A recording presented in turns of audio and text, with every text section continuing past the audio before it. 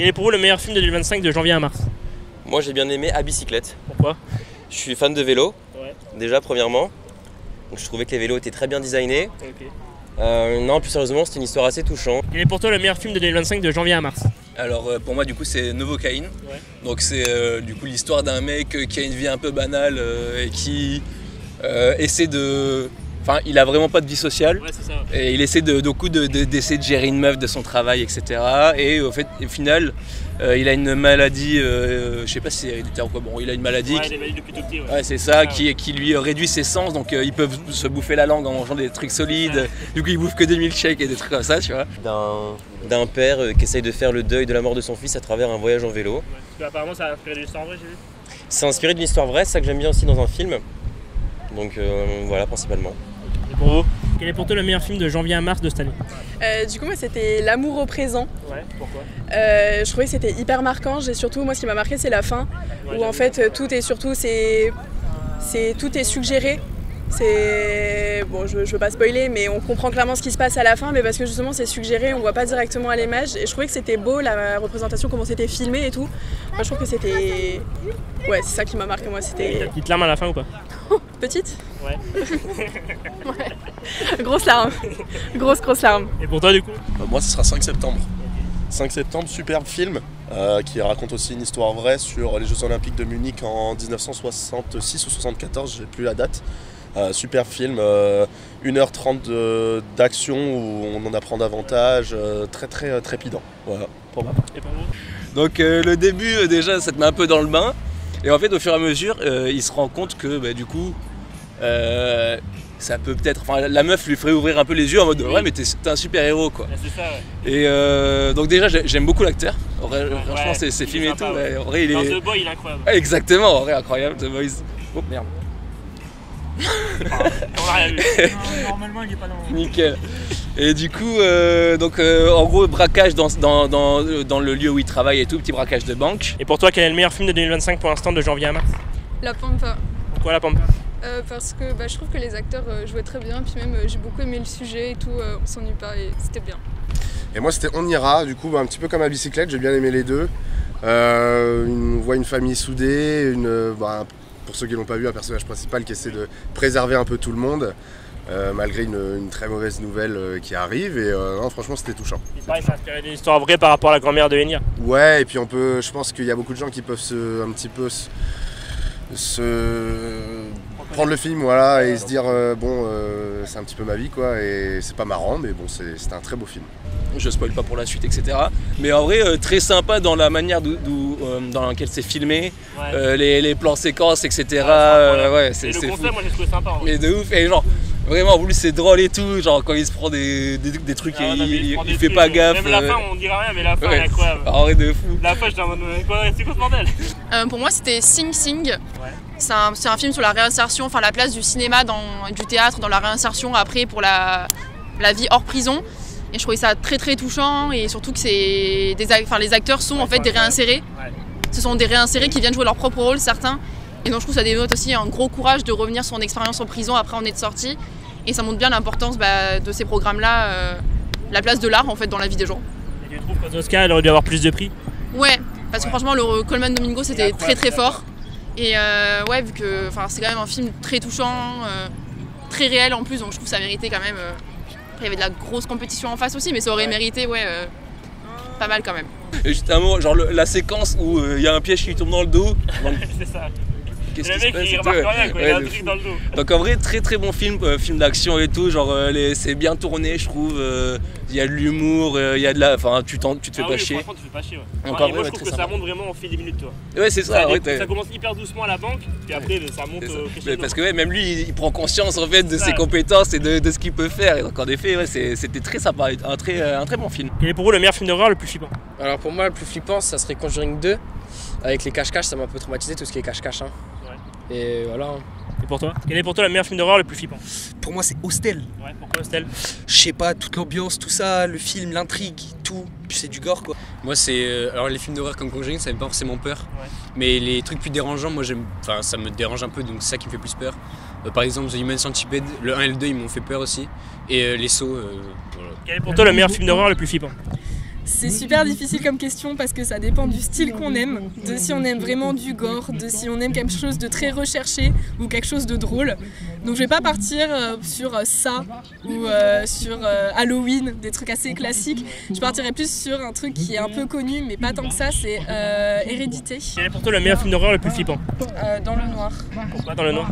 Parce que j'ai vu au cinéma, je suis partie dans les toilettes. Ah ouais, excellent. Il est vraiment super, il est recherché, il y a un travail vraiment au niveau des images qui est impressionnant. Et même moi qui ai l'habitude des films d'horreur, vu que j'en ai regardé beaucoup, vu que j'adore cette esthétique tout simplement. Quel est pour toi le meilleur film d'horreur le plus flippant? Je dirais It Follow. C'est pas dans le gore ni l'horreur, c'est surtout très suspense et pesant. Et je trouve que c'est le meilleur dans l'art dans ce film-là, It Follow. Je trouvais que c'était très recherché et très intéressant et très beau. Littéralement, il est beau à voir et j'ai eu peur. Je trouve qu'en fait, il est vraiment différent de ce qu'on voit maintenant. Ouais. C'est ça, et qui peut vraiment faire peur à quelqu'un même qui a l'habitude des films d'horreur. Quel est pour vous le meilleur Marvel? Ce serait Avengers 2002, je pense. Pourquoi Avengers? Parce que c'est la première fois où on voit tous les super-héros ensemble, où il y a vraiment une cohésion entre eux. C'est vraiment la vraie action, le début de l'aventure Marvel et tout. Ils se rencontrent tous entre eux et puis ils se battent contre un même ennemi. Les autres, vous avez trouvé Infinity War, Endgame, vous avez trouvé moins impressionnant? En vrai, ils sont bien. Ils sont bien, mais c'est pas pareil. En fait, le premier, il est voilà, c'est vraiment ce qui marque le début de l'histoire. Quel est pour toi le meilleur film français? Moi, je dirais Babysitting 1 parce que j'adore la bande à Fifi. Voilà, je trouve très drôle et voilà. Et le 2 pour toi était aussi bon? Aussi bien, mais un peu moins bien, je trouve. Vraiment, le 1, je l'ai regardé au moins 10 fois, c'est un classique. Quel est pour toi le meilleur film français? Astérix et Obélix, Mission Cléopâtre. Pourquoi? Parce qu'il est drôle, tellement drôle. C'est une blague minute. C'est un classique, on est d'accord. Un grand classique. Quel est pour toi le meilleur film français? Je pense que c'est Qu'est-ce qu'on a fait en beau Dieu, le premier. Ouais, pourquoi Qu'est-ce qu'on a fait en beau Dieu? Parce que je trouve que c'est très comique et ça parle de la société actuelle en France. Tu préfères Mission Impossible ou James Bond? James Bond. Pourquoi James Bond? Plus charismatique. Ouais. Et Il y a des plus belles femmes aussi. Ouais. Pour vous, pareil, du coup? Ouais, moi pareil. Après, Mission Impossible, je sais pas, Tom Cruise, je le trouve un peu trop cringe, genre. Je sais pas pourquoi. Vraiment, genre juste James Bond top tier. Ouais. Voilà, puis on peut en choisir plusieurs, tu vois, des James Bond, c'est pas toujours le même acteur, tu vois. Ça, ouais. Si t'aimes pas la gueule de l'un, tu prends la gueule de l'autre. Pour vous, c'est lequel le meilleur James Bond? Casino Royale, calme. Tu préfères Stranger Things ou The 100? Stranger Things. Pourquoi Stranger Things? Parce que... En vrai, j'aime bien l'univers, j'aime bien les personnages. Il y a... Ça fait un peu peur en vrai des fois, mais en vrai ça va. Tu préfères Stranger Things ou The 100? Je préfère Stranger Things largement. Pourquoi? Tout simplement parce que déjà Stranger Things c'est arrivé un peu plus tard. The 100 c'est arrivé dans une époque où il y avait beaucoup de séries qui n'avaient pas de fin. Ouais, c'est ça. Ou alors la fin était blaquée, beaucoup trop de saisons. Et en vrai, The 100, ce que j'aime pas dedans, c'est que c'est trop ennuyeux. Il n'y a pas d'action, je trouve. T'as trouvé ça ennuyeux? Ouais, je trouve qu'il n'y a pas d'action, c'est pas intéressant quoi. T'avais été jusqu'au bout de The 100? J'ai pas été jusqu'au bout, mais j'ai regardé la moitié. Plein d'idées proposées, alors que Stranger Things c'est resté sur une base linéaire et la dernière saison, enfin l'avant-dernière saison, elle explique tout, vraiment, et tout est bien expliqué plutôt que de laisser des idées un peu farfelues dans tous les sens. Voilà. Et t'attends la nouvelle saison qui va sortir cette année normalement? Ouais, j'attends, surtout que le méchant s'appelle Henry comme moi. Ah ouais? Ouais. C'est drôle ça. Voilà. Quel est pour toi le meilleur acteur? Pour moi, c'est Daniel Auteuil. Ok, pourquoi? Parce que il a cette espèce de petit truc qui fait que en fait on le reconnaît, enfin on reconnaît sa personnalité dans chaque rôle qu'il joue. On se dit pas il joue un rôle et en fait il a juste son rôle, non, il y a toujours quelque chose de Daniel Auteuil qu'on reconnaît dans chacun de ses films et je trouve ça assez impressionnant et je vois ça que chez lui. Et pour toi, lequel est son meilleur film? Le Brio. Okay. Voilà. Et pour toi du coup? Moi je dirais Pierre Ninet. Okay. Tout simplement parce que Le Comte de Monte Cristo c'est une pépite et c'est un très très bon film. Et c'est un jeune, donc il apporte une nouvelle dynamique au cinéma français et c'est très bien. Quel est pour toi le pire film de 2025 pour l'instant? Alors c'est le live action Disney Blanche-Neige, sans aucun doute. Parce que y a rien qui va dans cette adaptation. Alors de base les live action c'est fait pour réinventer l'histoire, c'est ce qu'il fait. Mais dans mes souvenirs, je trouve que les effets spéciaux sont vraiment pas ouf. La bande originale, les musiques sont vraiment pas ouf. Quel est pour toi le pire film de l'année? Baby Girl. Pourquoi Baby Girl? Je pense que je m'attendais à plus parce qu'il y a Nicole Kidman dedans. Ouais. Et en vrai, j'ai pas aimé la thématique où la femme est aussi soumise à un homme. Ça a été trop poussé, je trouve. Je trouve que le jeu d'acteur, il est vraiment pas ouf. Donc en fait, je trouve que... Puis on s'ennuie, je trouve que l'histoire, elle est... En fait, de base, l'histoire de Blanche-Neige, elle est pas spécialement très intéressante. Enfin, je trouve qu'il faut tout remettre un peu dans son époque. Ça a marché il y a 50 ans, mais aujourd'hui, je trouve que c'est un peu révolu, quoi, l'histoire de Blanche-Neige. Donc, ils ont voulu essayer de mettre à jour et de réinventer le conte pour 2025, mais ça marche pas, je trouve. Il y a des histoires qu'on aura beau réinventer, ça marche pas. Après, c'est des goûts, c'est les goûts et les couleurs. Hein. J'ai des potes qui ont adoré ce film, qui trouvent qu'il est génial, mais c'est juste que, au bout d'un moment, elle lui met un... Je peux spoiler un peu. Il lui met une friandise dans la main et elle le mange carrément dans sa main. Genre, c'est un chien en fait, la meuf. Quel est pour toi le meilleur pilote de F1 all time? Alors pour moi, le meilleur pilote Hall of Fame, ça sera toujours Michael Schumacher. Ouais. Même s'il reste sur un lit.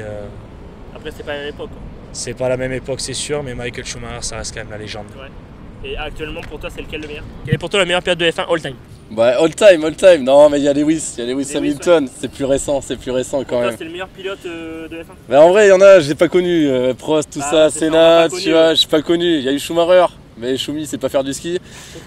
Du coup, c'est Lewis. La classe à l'anglaise, tu vois. Et tu penses qu'il va remporter un 8ème titre avec Ferrari ou c'est ciao? Non, c'est mort. La retraite, elle arrive. Je suis déçu, mais elle arrive. Actuellement, forcément, tout le monde va considérer comme Max Verstappen en tant que meilleur pilote de Formule 1. Mais bon, on n'oublie pas Charles Leclerc, même s'il est monégasque, qui parle couramment français. Donc pour moi, ça reste le meilleur. Et tu penses que Leclerc va être champion? On espère. Ouais.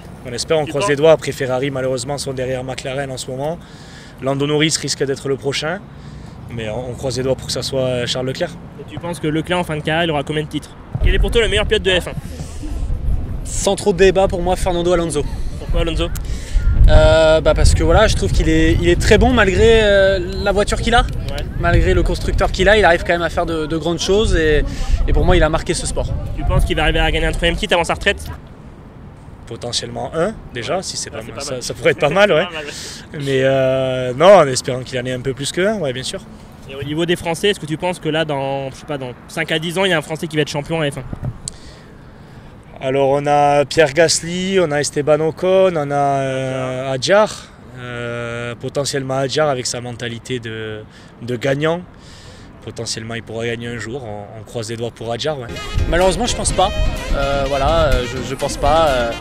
Il faudrait qu'il change d'écurie et là peut-être qu'il pourrait. Il est un peu en fin de carrière. Il est un peu aussi en fin de carrière, un peu vieux, un peu vieillissant.